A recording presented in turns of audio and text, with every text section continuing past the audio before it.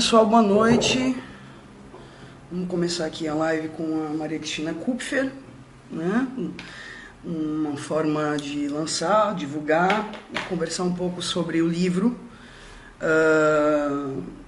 Arthur, né? Um autista no século XIX. O pessoal está entrando, boa noite. Estou aqui aguardando a Cristina Kupfer entrar. Eu estava falando com ela no telefone, que ela não tinha Instagram, e teve que instalar o Instagram no celular e não deu certo, então ela está com o celular do Zé Paulo, que é o marido dela.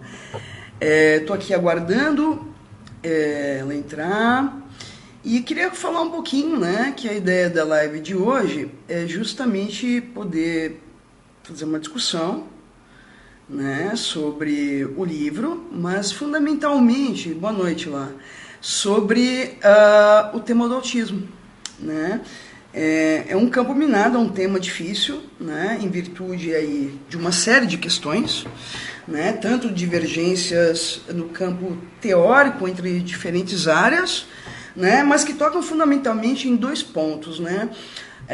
O ponto de uma discussão sobre a etiologia do autismo, né? E entrou a Kupfer, eu vou pedir para ela então solicitar, beleza, enviou, visualizar, ok. Então acredito que a Cristina deve estar entrando agora, acho que deu certo. Estamos aguardando Cris Kupfer entrar. Vamos ver. Né? Então, toca em dois pontos fundamentais. Primeiro, né, a questão da etiologia e a questão, segundo ponto, a questão da terapêutica. Né? A minha filha entrou. Oi, Maria Clara. Que bom, filha. Né, e eu acho que, né, e ainda mais agora, né, no momento em que, né, está havendo aí toda uma discussão sobre o retorno das escolas especiais, né? Então a Maria Cristina está me perguntando se ela já entrou. Tens que abrir, eu estou aguardando aqui, Maria Cristina. Tens que abrir, eu estou falando contigo, né? Eu acho que tu está me vendo aí ao vivo, né? Não pode participar, porque envia de novo a solicitação. Deixa eu ver aqui. Zé Paulo Kupfer, enviar solicitação.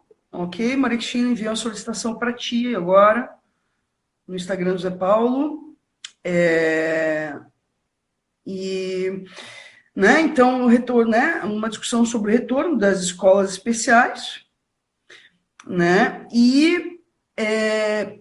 né, justamente no momento, né, em que se produz aí uma série de avanços, né, sobre o tema da inclusão. Só estou aqui aguardando. Maria Cristina, eu te enviei uma solicitação agora, vê se tu consegues entrar ali. Ou tenta tu enviar uma solicitação para mim, qualquer coisa, chama o Zé Paulo aí. Então, né, essa pandemia colocou para nós todos o desafio da tecnologia, né? Então, eu saí não, Maria Cristina, eu não saí, eu estou aqui ao vivo, estamos com 35 pessoas ao vivo aqui. Tu vais clicar de novo na minha bolinha ao vivo, tá dizendo que você não pode participar, Maria Cristina, tô aqui, ó, vou te mandar de novo uma solicitação, enviar solicitação, tu vais, Maria Cristina, tu vais aceitar essa solicitação, embaixo ali.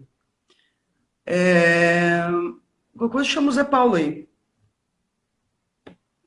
Maria Cristina, tá me escutando?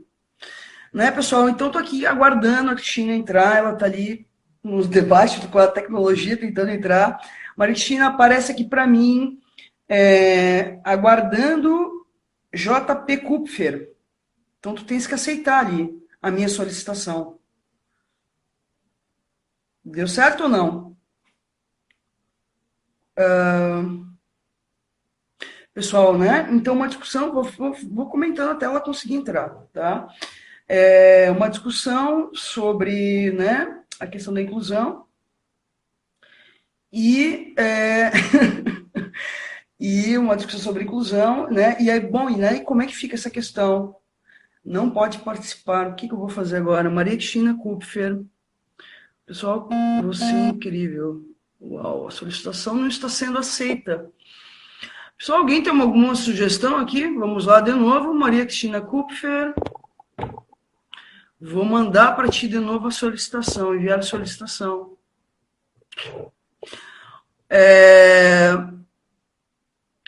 Maria Cristina, ou tenta tu me enviar a solicitação, tá? Pessoal, em último caso, eu encerro a live, falo com a Cristina no telefone e a gente começa de novo. Escutando bem. Tô. Pessoal, então deixa eu voltar, fazer umas fofocas para vocês. Né? Então, né, a gente está aqui hoje, né, essa live é uma live, né, de lançamento e um bate-papo sobre o livro Arthur, um artista no século XIX, né? Tive a Uma oportunidade voz atrás. de semana passada, conversei com a Aracide, ganhei um livro de presente, depois eu quero autógrafo, hein, Maria Cristina. E Valentina, né? Eu queria contar duas coisas importantes, né? Primeiro, que essa live é uma promoção da Hospital Santa Catarina, que a Cristina Kupfer é professora, né, na pós em Psicopatologia, Infância e Adolescência, né, compõe o corpo docente, e ela é professora titular do Instituto de Psicologia da USP, e há mais de 40 anos trabalha com o tema do autismo. Né? Vou te fazer algumas perguntas, mas eu queria contar um pouquinho que eu tive o prazer, a oportunidade de estar com a Cristina em Paris, né? Porque ela estava escrevendo o livro. Tu lembra disso? E para quem não sabe, a gente pôde visitar Salpêtrière, fomos, né, demos um rolê em Paris, né? E também fomos a Londres visitar a casa do Freud, lembra disso?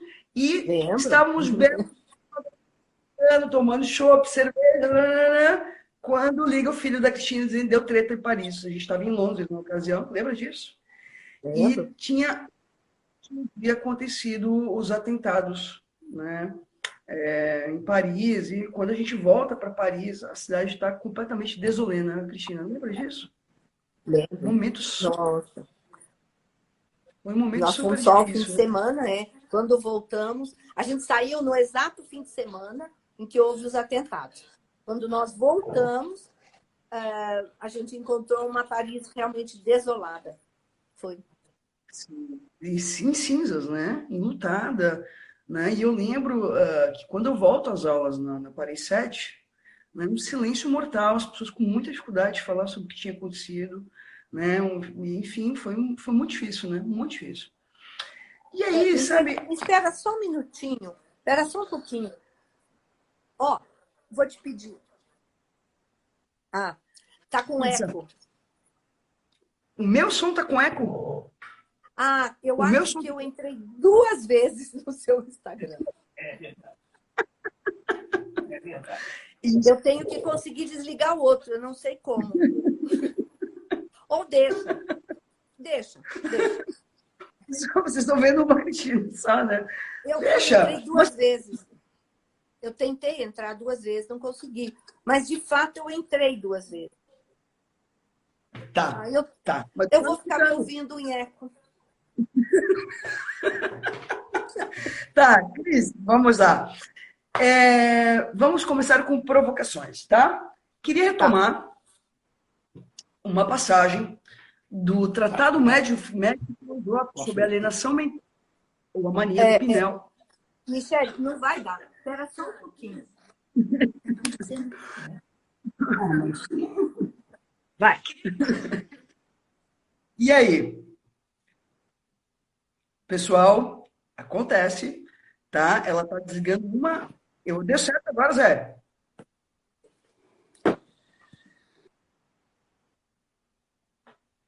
Porque saiu de uma, já vai entrar de novo, pessoal. Vamos lá.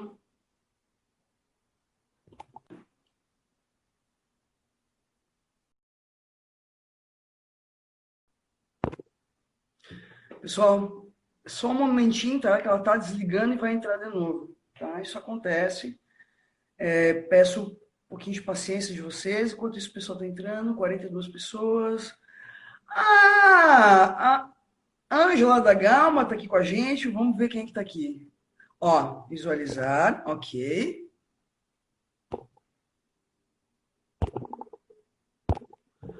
Ok. Ó, Ângela lá, ó. Mônica Nezan. Pronto, voltei. Agora está sem... tem... Agora, Pronto. ok? Pronto. Posso começar? A Ângela está me dizendo, esperamos, oi. Então tá. Então vamos lá, retomar. Eu quero retomar uma pequena passagem. Veja, eu vou fazer provocações, tu me conhece, né, Cristina? Foi minha orientadora de doutorado. A gente se divertiu um monte, né, Cristina? Uma passagem do Tratado Médico Filosófico sobre alienação mental, ou a mania, publicado em 1801, Pinel, em que ele diz assim: um dos casos mais singulares e dos mais extraordinários que jamais foram observados é o de uma jovem idiota com idade de 11 anos que, pela forma da cabeça, seus gostos e sua forma de vida, parecia aproximar-se do instinto de uma ovelha. Pinel falando. Durante os 2 meses e meio que ela ficou no hospício de Salpêtrière, ela evidenciava uma repugnância particular pela carne e comia com avidez substâncias vegetais como peras, maçãs, salada, pão, que ela parecia devorar, bem como uma bolacha particular de sua aldeia, que a mãe lhe levava de vez em quando. Segue. Abandonada a um instinto cego que a aproximava daquele tipo de animais, as ovelhas, ela não podia pôr freio a seus movimentos de cólera e suas irritações, que por causas das mais banais, ou mesmo sem causas, iam até as convulsões. Jamais se conseguiu fazê-la sentar-se sobre uma cadeira para repousar ou para fazer suas refeições. Ela dormia com o corpo estendido no chão, encolhido à maneira das ovelhas. Todo o seu dorso, as costas e os ombros estavam cobertos de uma espécie de pelo flexível e escuro, com extensão de 1,5 ou 2 polegadas e que se assemelha à lã por sua finura, o que constituía um aspecto muito desagradável. Tanto que os saltimbancos que haviam tido notícia do estado dessa jovem idiota tinham proposto à mãe exibi-la nas festas e feiras da vizinhança como um objeto de muito rara curiosidade, que lhes foi recusado, embora os pais fossem muito pobres. Essa jovem idiota, pela separação dos pais, acabou por cair num estado progressivo de languidez e sucumbiu após 2 meses e meio de permanência na Salpêtrière. Morreu. Eu conservei cuidadosamente seu crânio, que é muito interessante por suas dimensões e forma. É uma passagem interessantíssima que toca na discussão do teu livro. Justamente. Cortou. Toca na discussão. Fala de novo. Toca na discussão do teu livro, porque veja, né? Eu estava falando antes, quer dizer, o tema do autismo é um tema espinhoso, muito espinhoso, né? Porque veja, porque toca numa discussão. Primeiro, e o que aparece aqui nessa passagem do Pinel, e eu quero lembrar que eu lembrei muito do roteiro do L'Enfant Sauvage, do Truffaut. Né? O teu livro, ele é muito próximo, porque, bom, né, inclusive, tentei recuperar um livro da Lucy Buxley, o livro onde tem ali as cartas, o diário do Itard, quando ele tenta, então, educar Vitor de Avirão. Pessoal, para quem está assistindo a live, tem um filme, né, que foi inspirado nos relatórios que o Jean Itard, que é o primeiro médico pedagogo da história, né, que vai marcar ali o início da... Porque, veja, qual é a discussão que se coloca, né, nisso que a gente está discutindo? Né? Primeiro, a possibilidade, a educabilidade ou não. Né? Ou idiota, ou retardada, como eram as nomeações da época. Né? E aí tem uma passagem do filme que, Cristina, acho que é importante, há uma passagem do filme em que Pinel e Jean Itard estão discutindo sobre Vitor, onde eles estão no laboratório, examinando o Vitor, e nesse momento, então, se coloca uma questão sobre a etiologia, né, do que se passava com o Vitor. Né? Então, a questão que se coloca, e é isso por aí que eu quero te provocar, é, Pinel diz, ele foi abandonado porque era retardado. Porque era idiota. E o Ittar diz, não, ele se tornou idiota porque ele foi abandonado. Então, questão de etiologia, então, primeiro, osso duro da discussão sobre o autismo. Segunda discussão, o nome do filme é L'Enfant Sauvage, o Garoto Selvagem. Tá? O Garoto Selvagem, pessoal. Tá? Tô repetindo aqui, o pessoal tá perguntando aqui para mim. Tá? E L'Enfant Sauvage, tá? E meu áudio está falhando com frequência. Gente, eu não sei o que fazer. Vou aproximar o celular, tá? Não sei se é porque meu filho está jogando Xbox no quarto, que divide o sinal de internet, enfim, não sei. Tá, e aí, Cristina, a segunda questão sobre o tratamento. Né? Porque o que eu acho que é lindo, né? Primeiro, abordar num romance o tema do autismo é, de alguma maneira, tratar com uma leveza e desde uma outra perspectiva. Porque é um campo de embate. É um campo de embate. Repete, porque o Zé Paulo me distraiu. Ele está perguntando, tá tudo bem, tá certo. Vai, fala de novo. A questão do tratamento. Enfim, então, né, quando a gente entra na questão do tratamento, para quem não assistiu os filmes, assista, porque veja o que acontece, né? O que se visa, né, no tratamento ali do ITAR? Uma ortopedia comportamental. Que é preciso lembrar que, quer dizer, de alguma maneira, um laço que o Vitor faz ali é com Madame Guérin, que inclusive nomeia Vitor pelos sons que ele emitia. Tem uma nomeação ali, né? Então, para a gente escutar um pouquinho assim, qual é a ideia, assim, que horizonte ou que horizonte tu tinhas em vista quando tu escreveu o livro? Tinha? Tá. Né? E pensando um pouco assim, a questão, né, as problemáticas envolvidas na temática do autismo hoje. Contigo a palavra. Tá. Então, bem interessante esse percurso que você fez histórico, porque, de fato, eu também faço no livro, né? Eu passo pelo ITAR, mas como referência histórica, eu prefiro muito mais o Segan, né? Que é de 1800 que é posterior, né? Está aqui no final. Ele é um discípulo de Ittar, né? O Segan é de 1846 e o Pinel 1801, né? Ele inaugura o século XIX com o tratamento moral, inaugura, na verdade, a psiquiatria moderna, né? Então, eu gosto muito dessa discussão, eu gosto muito desse filme, nós vimos muito esse filme, discutimos muito, né? Você deve ter passado por isso também no tempo do LEPS, do laboratório, né, de estudos de psicanalíticos sobre a infância, né? Faz tempo. Então, eu diria para você que justamente nesse momento inaugural que você está lendo esse trecho dessa criança, já está em questão uma coisa nossa, ainda não é a discussão, mas é uma discussão dos psicanalistas, não é uma discussão, vamos dizer, do mainstream, né? Que é o que... Enfim, que é a seguinte, trata-se de psicose ou de autismo, né? Então, nós temos que fazer aí algumas distinções. Mesmo o ITAR, mesmo o Vitor, né?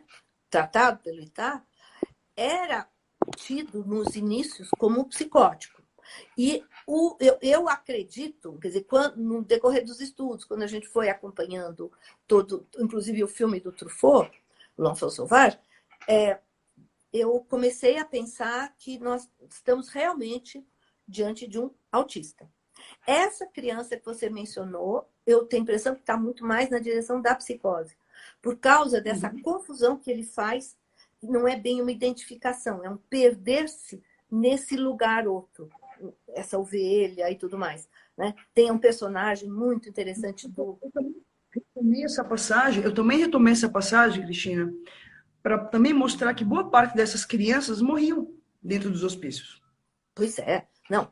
E você vê, Tá? se você entra no Gaélica, onde eu entrei para fazer uma pesquisa, para ver o que acontecia no século XIX em matéria de autismo, você tem um material incrível, uma quantidade imensa, que o Gaélica são os documentos que você encontra ao vivo na Salpêtrière e em Bicêtre. Né? Nesses dois são, é o conjunto Salpêtrière que nós tivemos a ocasião de visitar juntas, né? A Capela Saint-Louis, você viu comigo, a capela está falada no livro, está descrita no livro, porque eu fiquei muito impactada com aquela capela. Mas, então, tem lá os dois. Então, você vê nos registros deles, que estão agora completamente numerizados, como dizem os franceses, colocados na internet, você tem todos os formulários, todo o registro das crianças, que muitas crianças passaram por lá. Então, você vê crianças muito, muito, muito desabadas, comprometidas, doentes, muitas delas morreram. Então,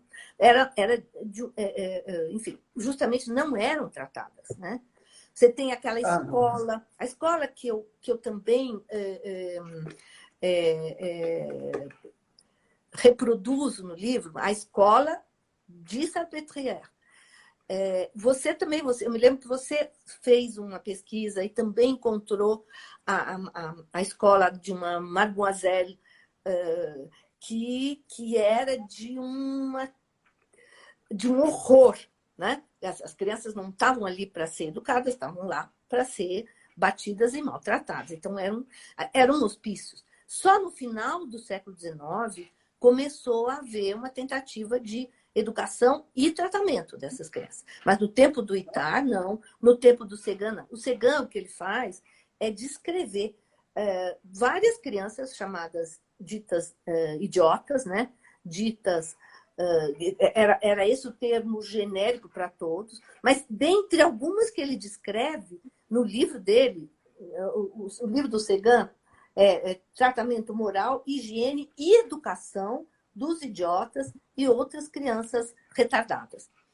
Dentre aqueles que ele descreve, você vê autistas, você vê a descrição de crianças com estereotipias, com balanceios, com imutabilidade, com repetição, o que é muito diferente dos quadros dos deficientes e dos quadros dos psicóticos, das crianças psicóticas, com delírios, alucinações, com aquele psiquismo de grande exacerbação, né? com monstros, enfim, um imaginário exacerbado, aumentado, excessivo, né? Enquanto que as crianças autistas não têm isso. Tudo que elas querem é ordem. Elas não estão preocupadas com a possibilidade de o universo cair sobre elas, né? Então você vê. Sim. Então você vê essas crianças. Não, a questão é o seguinte, vejam. Acho que é importante retomar isso. Como é que essas crianças iam parar no hospício? Porque, assim, né, a partir da Lei Ferré de Paris, que a escola se torna obrigatória. E foi justamente a escola obrigatória... Segunda metade do século XIX, né? Já no segunda metade, meados, mais para o final, né? Que é a escola obrigatória. Do Júlio Ferré. Então, no Brasil, eu quero fazer um paralelo com isso para a gente também chegar numa discussão sobre a questão da escola especial, do retorno da escola especial. Do decreto assinado, né, dizendo que os pais podem escolher se vai para a escola regular ou se vai para a escola especial. Né? Quer dizer, que é um retrocesso do tamanho do mundo. Porque, assim, o que na história, né? E aí, fazendo uma discussão com o livro, né? O que na história do Brasil aconteceu? Né? Quer dizer, como é que essas crianças iam parar nos hospícios? Ou levadas pelas famílias, ou recolhidas da rua. No Brasil, estou falando hospício Pedro II, Rio de Janeiro, né? E aí, pessoal, o Cristina, o teu tá falhando. Tá falhando. Deu, voltou. Ou recolhidas da... Não ouvi. Recolhidas da rua. Da rua. Tá. da rua, recolhidas da rua e colocadas no hospício, né? Então, numa lógica aí higienista, Uhum. né? Que se promove, como o Foucault vai dizer, né? Quer dizer, né? Porque, veja, isso de colocar no hospício é uma higienização da cidade. Tem uma limpeza social. Não, para quem está assistindo, não pensem que se levava para o hospício para tratar, se levava para o hospício para justamente segregar. Claro. Não era nem para educar, nem para tratar, né? Isso, Isso. isso. Agora, né, Cristina, o que eu queria te provocar nesse sentido? Quer dizer, né, que momento que começa uma discussão, né, sobre aí, né, Ah, ah. o tratamento e sobre a educação dessas crianças? Né? Porque no Brasil, o que acontece? Né? E é isso que eu queria, né, te apontar, que a escola especial foi um horror. Porque a escola especial funcionou como um mini hospício. Uhum. A escola especial, no Brasil, pelo menos, funcionou como um mini hospício. Pesquisei isso na França também, tu lembra? Estava lá junto comigo. Né? Uhum. Quer dizer, Ah. a escola especial, para quem que ia, quer dizer, né? Justamente a criança que não se adaptava à escola regular ia para a escola especial, justamente, quer dizer, também nessa mesma lógica da segregação. Né? E aí eu queria te apontar uma questão que me parece importante, porque assim, né, qual é o ponto importante? Eu que pesquiso o TDAH, tu sabe disso, foi meu orientador, o que acontece, né? Quando é que começam os problemas para as famílias? Quando a criança vai para a escola. Porque a escola vai fazer exigências escolares que convidam a criança a funcionar de uma outra maneira, quando muitas vezes ela funciona com um pequeno animal em casa. Por exemplo, né? Por exemplo, recebi não faz muito tempo uma família que fazia as refeições no chão porque a criança não queria comer na mesa. Hum. No chão da cozinha, no chão. Comia o pai, mãe e criança no chão. Criança Então, de 3 sério, mas, sim, mas espera um pouquinho. São dois níveis de problema que eu acho que nós temos que diferenciar. Um é o que você me perguntou antes, e tem a ver com a educabilidade, tem a ver com esse momento inaugural importantíssimo da discussão do Pinel com o Ittar, em que a pergunta ele foi abandonado porque é idiota, ou é idiota porque foi abandonado. O importante dessa discussão é que, justamente, eu vou dar uma voltinha para chegar no ponto que você está abordando. Justamente nesse momento, com o Pinel, está se pensando em tratamento. Isso é novo, isso é moderno. E aí, bom, nós temos que lembrar do nosso velhíssimo amigo Arries. Quer dizer, o sentimento da infância. Tem toda uma alteração no modo de se posicionar em relação à infância, né? Que permite que eles comecem a pensar em tratamento. Não se pensava em tratamento, né? Então, eles estavam, todos eles, psicóticos, autistas e débeis, misturados no fundo dos seus quintais, ou pior, a questão não era nem abandono, era morte.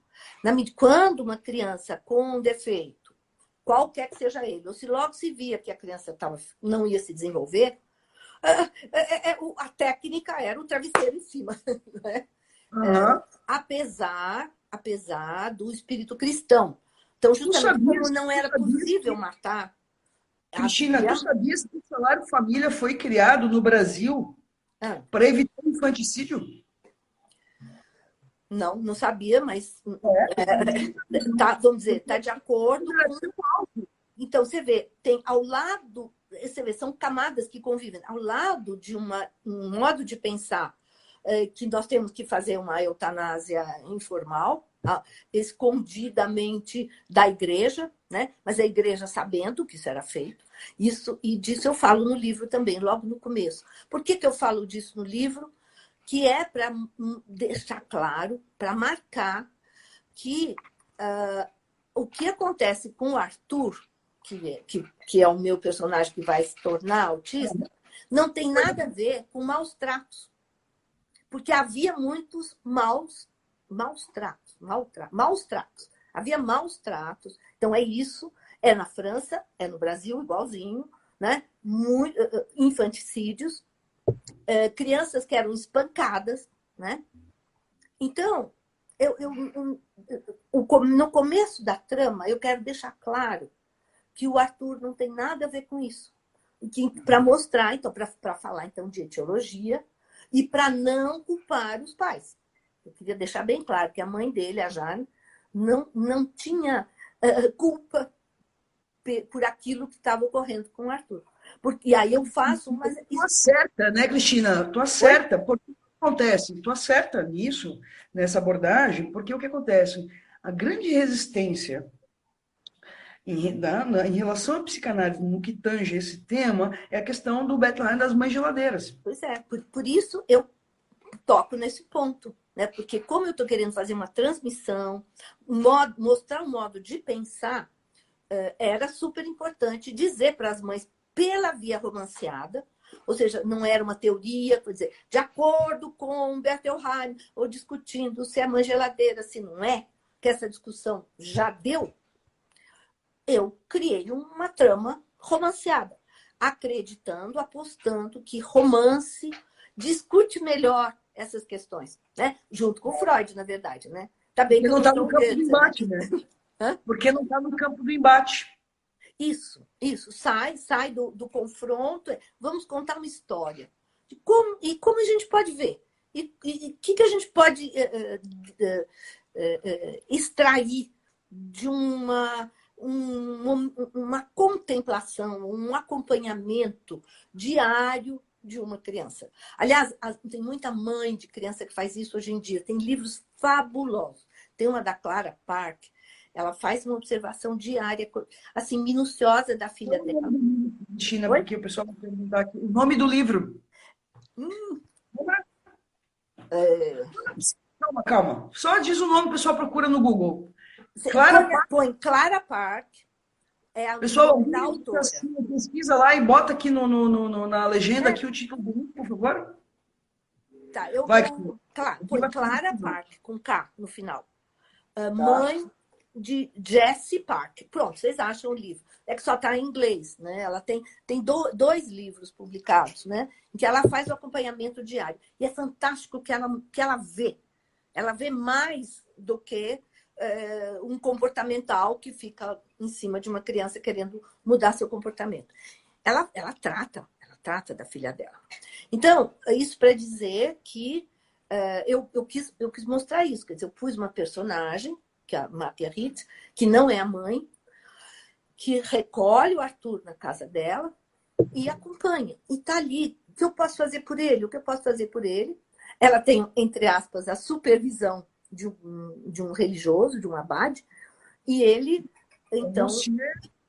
Olivier, né? Olivier, isso. E ele é um homem culto, que tem, então, uma concepção de linguagem que ele tira, não do cristianismo, que não tem, quer dizer, até tem um pouco, mas enfim, não é mesmo. Ele tira dos árabes. Os árabes têm uma concepção de linguagem, modo de entender, fala, escrita, posição do sujeito na linguagem, que é próxima, claro que não é igual, mas é próxima da do Lacan. Então, ele traz do sufismo, do mundo do árabe, uma compreensão daquilo que está ocorrendo com o Arthur. E aí, a Marguerite pode tratar dele. A linguagem, com sua estrutura, pré-existe a entrada do sujeito. Lembra dessa frase? Mas, bom, sim, na verdade, não é uma questão de pré-existir ou não. Pré-existe ao sujeito. A linguagem, com sua estrutura, pré-existe a entrada do sujeito. Tá, é que aí tem uma outra discussão, que é essa pré-existe para o sujeito. Agora, não que ela pré-exista, porque a estrutura da linguagem também evolui, assim como o inconsciente, né? Então, ela não é nada fixa. Então, ela não é... Mas tudo bem, isso não é essa a discussão. Então, aí, mas sim... mas espera aí que agora você foi para um lado, eu fui para o outro. Espera, vamos voltar. Porque também você me perguntou sobre a educabilidade. E nós não podemos deixar de lado a história do decreto. É super importante. Olha só. Então, a pergunta é idiota porque foi abandonado ou foi abandonado porque é idiota, é uma falsa dicotomia, né? É uma falsa questão. Tá, como você mesma disse muito bem,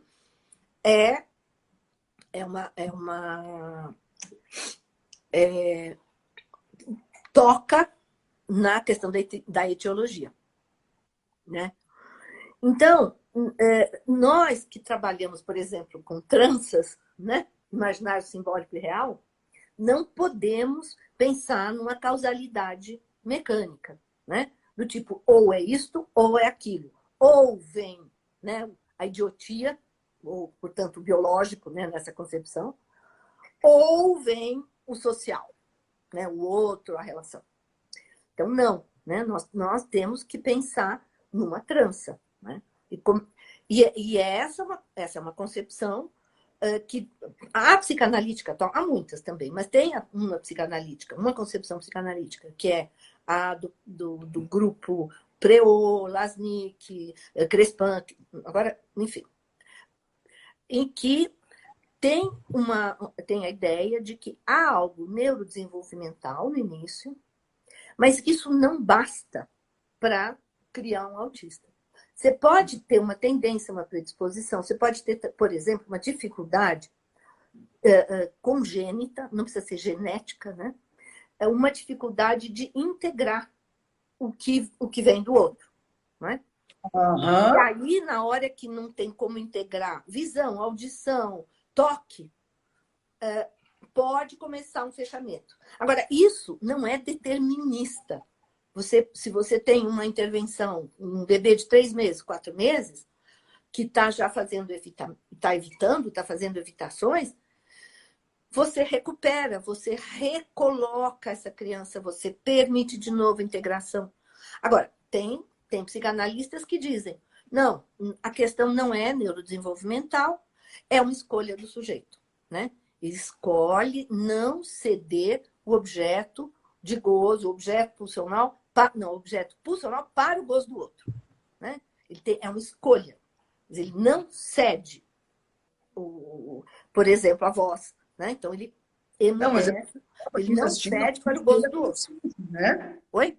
Não se trata de uma escolha consciente, uma escolha... Claro, não é consciente de jeito nenhum. Porém, eu acho que não dá para pensar numa escolha, ainda que não seja consciente, sem a interveniência de uma tendência, né, que impede. Agora, o decisivo é o outro, é a entrada no campo do outro. Então, se uma criança tem questões neurodesenvolvimentais, mas tem uma pilotagem para que o outro chame e traga para o campo do outro, você pode não ter um autista. Ele não é determinante, né? E por isso nós temos que trabalhar com a trança. Quer dizer, você tem uma coisa que é real, depois você tem uma coisa que é imaginária, você tem uma coisa que é simbólica, e tem que trançar. Então, no caso do autista, não trança. Falta essa dimensão imaginária, né? Que a gente, enfim, que a gente vê no psicótico, exacerbado. Mas eu não quero falar de teoria. As suas questões estavam muito interessantes. Eu estou me desviando. Então, mas o que eu quero dizer é que idiota porque foi abandonado porque é idiota, é uma falsa questão. Não é, mas não importa. Inaugurou tratamento e inaugurou educação ao mesmo tempo. Que o ICAR fez foi uma tentativa de educar. Ele fez o tratar educando, o educar tratando, que é, vamos dizer, a divisa com a qual a gente trabalha no lugar de vida, né? Porque qual era a maneira de tratar? Refazendo a educação. É claro que nós achamos que tem que refazer a educação, mas nós sabemos que a educação faz fundação de um sujeito. Ora, se para um autista o sujeito freudiano não está fundado, o tratamento deve ir na direção de permitir que alguma coisa do sujeito freudiano se instale. Eu não posso esperar que o sujeito freudiano, com tudo a que ele tem direito, quer dizer, aparelho psíquico do sujeito freudiano, que implica inconsciente, recalcamento, desejo, saber inconsciente, tudo isso, eu não posso esperar que o autista tenha isso. Ele não tem, né? Ele tem uma outra configuração subjetiva. Mas eu posso esperar que alguma coisa do sujeito freudiano venha se instalar. Então, a gente faz uma educação, embora não seja uma educação como ele teria tido desde 1 mês de idade. Para quê? Para que ele possa minimamente dizer-se, ainda que ele prossiga sendo autista. Né? Então, meu alvo... Então, é isso que eu quis mostrar com o Arthur. O que ele fez? Ele começou a se dizer, né? Ele começou a escrever. Então, ele escreve na segunda parte do livro. E escreve coisas bonitas. Aí tem gente que fala, mas como um autista escreve daquele jeito? Eu falo, vai ver os escritores autistas. O que inspirou nessa segunda parte do livro? Me conta. Então, na segunda parte, o Arthur começa a escrever. E ele escreve coisas que eu quis muito que fossem bonitas, porque elas são bonitas. Ele chega a se aproximar de um senso estético. Porque eu já vi isso. Para mim é enigmático, né? Mas eu respeitei as coisas que eu li sobre os autistas adultos escritores, que escrevem a partir de uma certa idade e conseguem entender coisas do mundo fantasticamente. Tem alguma literatura sobre isso para quem está assistindo? O que tu recomenda? Deixa eu pensar, porque bom, eu me baseei muito no Birger Sellin. Escreve-se Birger Sellin, Sellin, mas a gente encontra os livros dele em alemão e em francês. Não foi traduzido. É uma pena, porque eu acho incrível. O que foi traduzido? Bom, O Que Me Faz Pular. Vamos traduzir? Oi? Vamos traduzir? Se você quiser. É muito importante ter esse livro traduzido. Então, tem O Que Me Faz Pular, que é um... Também, tudo isso está na parte final. Porque o que eu fiz? Como eu não queria, como é um romance, não queria fazer teoria de cara, né? Eu passei o romance inteiro sem nenhuma citação de pé de página. Porque ia atrapalhar, ia tirar a pessoa da entrada numa história que envolve, né? Aí, no final, eu fiz um pós-fácil em que eu vou dizendo de onde eu tirei tudo que está no romance. Então, eu tenho, no final, várias referências bibliográficas. Eu acho que o Birger Sellin está aqui também. Mas tem todas essas, tem o Pinel, tem o Bournonville, tem o Segan. Mas qual que você tinha me pedido? O Que Me Faz Pular, né? Os relatos de autistas que se falam, que se contam. Oi? No final do livro, estou com 5. O Birger Sellin está aqui, sim. Uma alma prisioneira. Essa parte, hein, Cristina? Porque tu vai contando de onde tu tira cada passagem, né? O livro é bárbaro, viu? Então, todas essas referências... Posso ler um pedacinho? No pós-fácil. Olha só. Peraí, vai. O Sellin está na página 265. Né?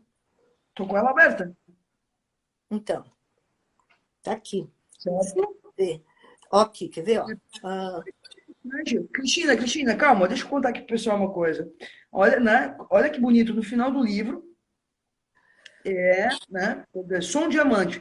Essa primeira página de Arthur foi inspirada em uma história relatada em uma escola. E a Cristina vai contando no final da onde que ela tira as partes que inspiraram a escrita do livro. Muito legal isso, Cristina. É uma maneira, eu busquei propor uma outra forma de transmitir, né? Porque 30 anos, 40 anos de vida acadêmica, os textos são duros, cheios de referências, né? Então, eu pensei bastante no estudante de psicologia e nos pais, né? Que eu queria que o estudante de psicologia entrasse em contato com isso, que é a vida, que a psicanálise estuda, caramba. É que quando a gente vai para a teoria dura, né, parece que a vida vai embora. E não, a vida está... Isso! Que lindo! falou, Cristina. Quando a gente entra na teoria dura, parece que a vida vai embora. Justamente. Então, eu quero recuperar o lugar de onde o Freud partiu. Foi da vida, foi das pessoas, dos casos, né? E aí, depois, no final, o estudante de psicologia vai buscar a teoria. Porque a teoria, claro, ela fundamenta, ela dá chão para quem está trabalhando. Mas, às vezes, você fica sufocado com tanto texto. Coitado do estudante de psicologia, tem que estudar 50 mil autores, né? E então, quem sabe, seria um modo de entrar no autismo. Não é mais leve, é mais na vida, né? Mais na vida, mais leve. Não sei se é mais leve. Não sei se é mais leve. Acho que é mais leve, sim, Cristina. Mais leve, não. Veja um romance. Né? Agora, posso fazer uma provocação, outra? Pode. Em relação ao tratamento? Porque, assim, o que a gente vê, né?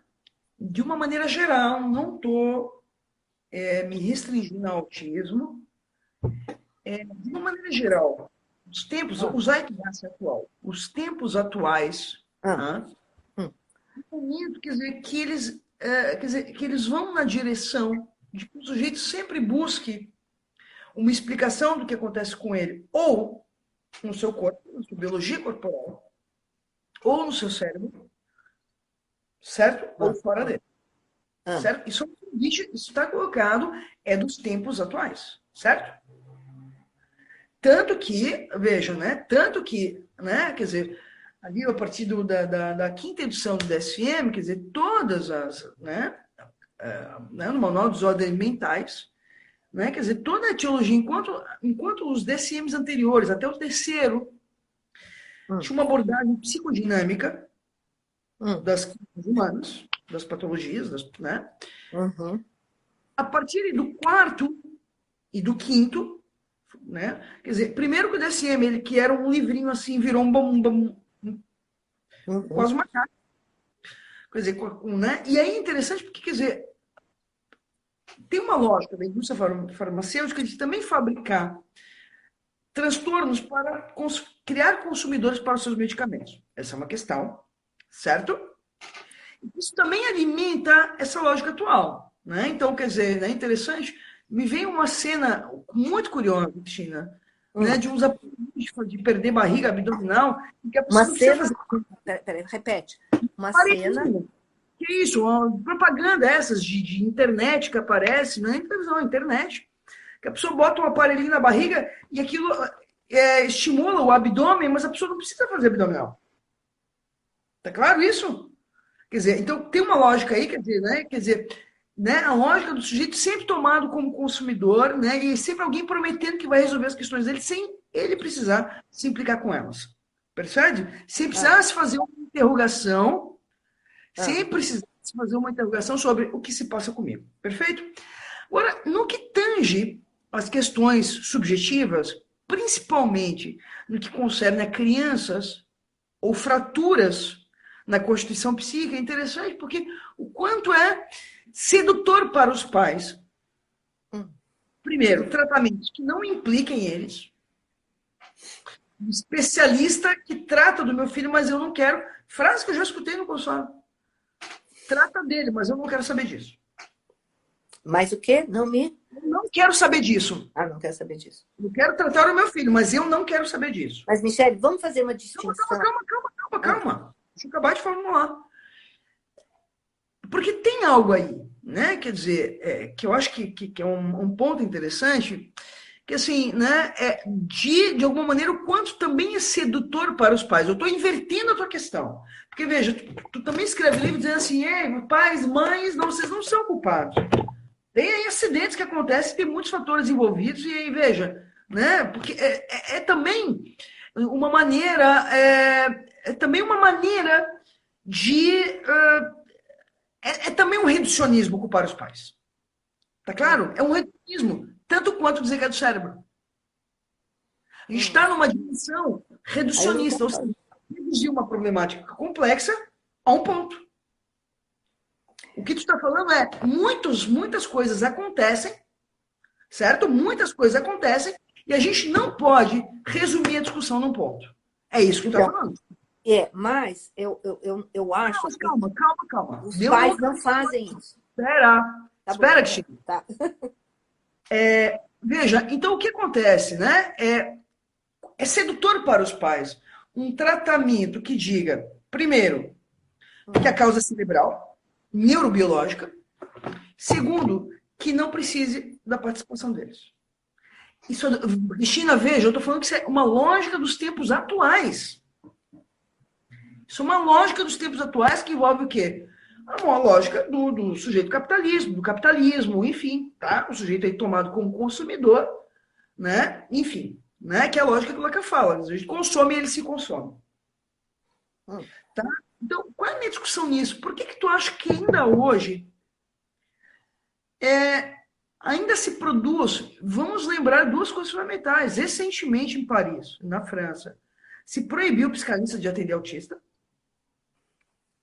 Tá? No Brasil não foi diferente. Fechamento do CRIA, tu lembra disso? Mas, Michele, são coisas diferentes, eu acho. Eu acho que é importante sublinhar que é diferente a postura e a posição dos pais e professores e toda essa análise importante que você está fazendo em relação ao modo de pensar dominante, biológico, reducionista, médico, né?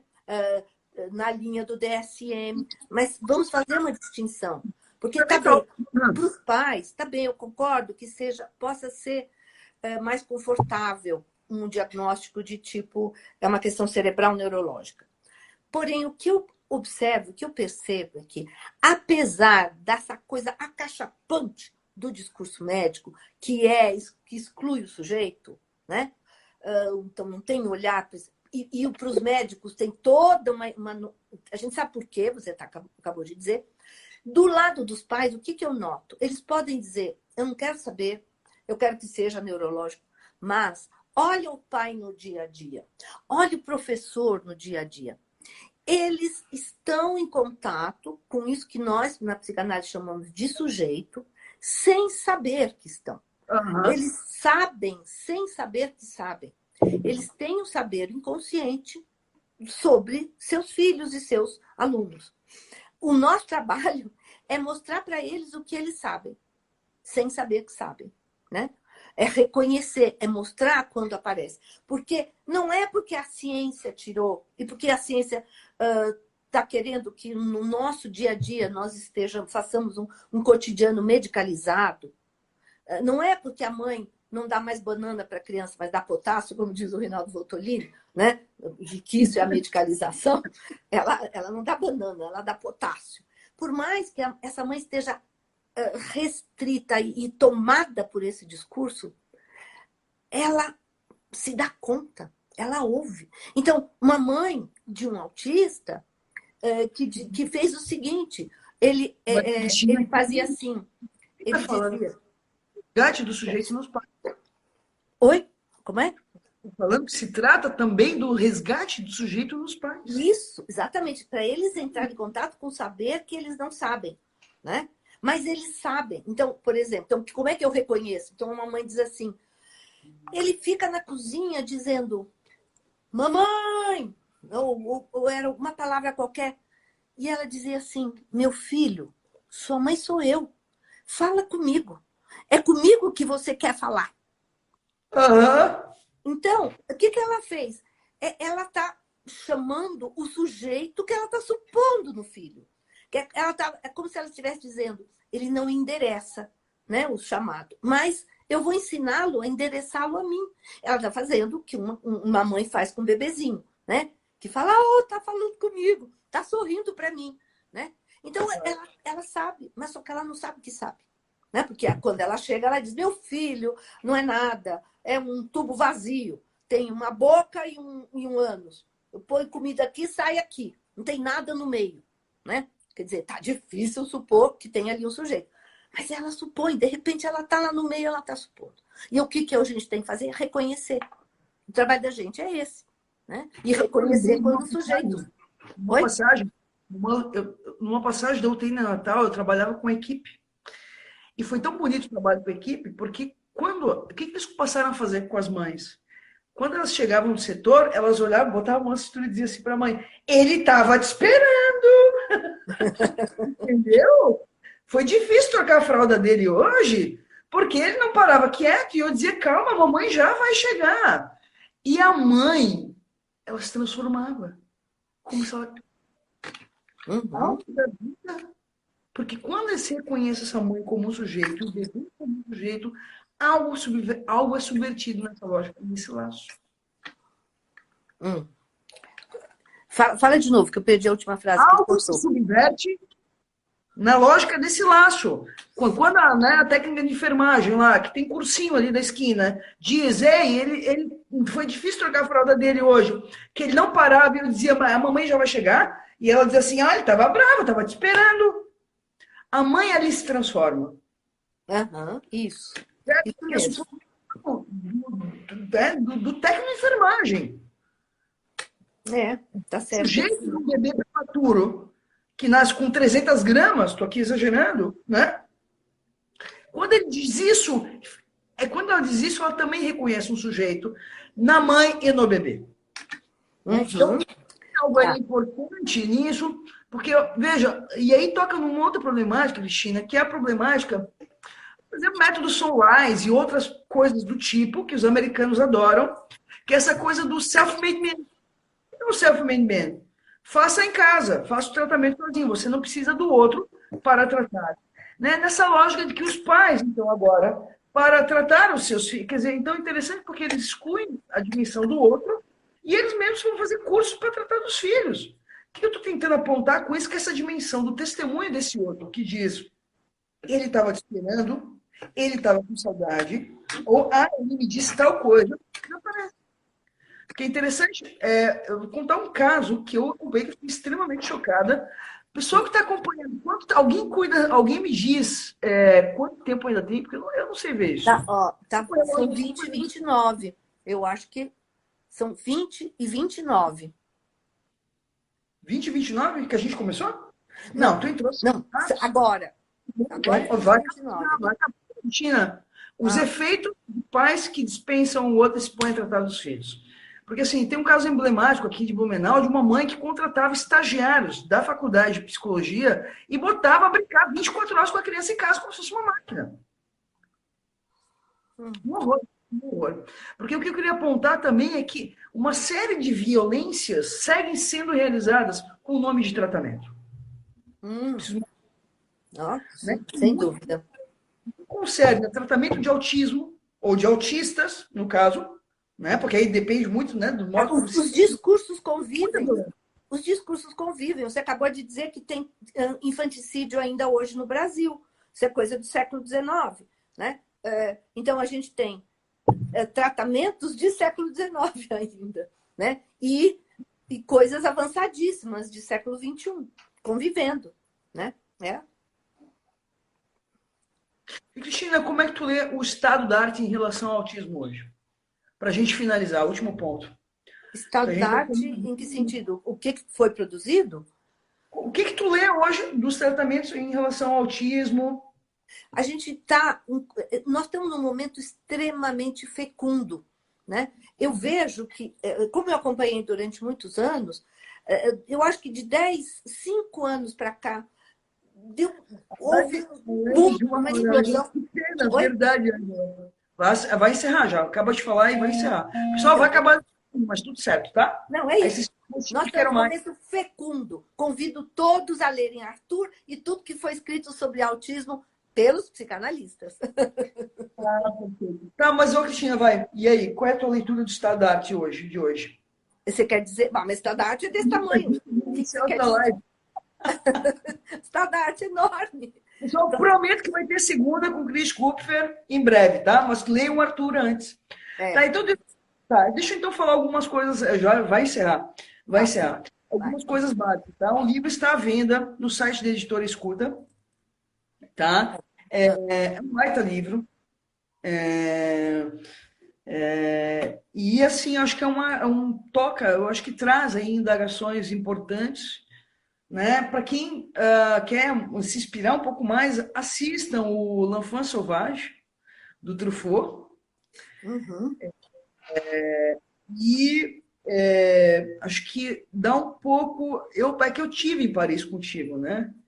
Então, um pouco das passagens do livro que aparece ali, eu também, quer dizer, tive lá, obviamente que não vi a mesma cena que tu, mas pude, né? É interessante, né? Paris. E assistam também um filme que eu gosto muito do Woody Allen chamado Meia-Noite em Paris. Também adoro. É um livro inspirador, Cristina. Quero te dar os parabéns, te agradecer pela live, né? Prometo que faremos a próxima, né? Mas vocês leiam o livro, comprem o livro, está lá no site da editora Escuta de São Paulo, tá? Cristina, quer falar alguma coisa? Não, queria agradecer muito você, é muito gostoso conversar, discutir, debater com você. É uma delícia. E é uma oportunidade que você me deu também de falar do livro, do trabalho. Ai, isso aqui, a garganta acabou. Então, te agradeço. Foi realmente um prazer estar aqui com você. Obrigada. Eu não consegui ver o chat, mas depois você me conta. O que é? Eu não consegui ver o chat, mas depois você me conta. Mas, Cristina, vai ficar salva, eu vou te mandar depois. Tá. Tá? Última coisa, Cristina, e aí quando tu vir a Blumenau, quando passar a pandemia, ainda lá na pós de psicopatologia, a gente faz um lançamento ao vivo aqui. Faz o quê? Faz um lançamento presencial do livro. Isso, tá bom. Pessoal, beijo. Um abraço a todos e lembrando que na semana que vem temos todas as quintas-feiras live. Semana que vem tem uma live agendada com o site psicanalítico oficial do Rio de Janeiro sobre o que se espera de uma análise hoje. Tá bom, pessoal? Boa noite, Cristina. Te ligo daqui a pouquinho, tá? Beijo. Tá bom. Beijo.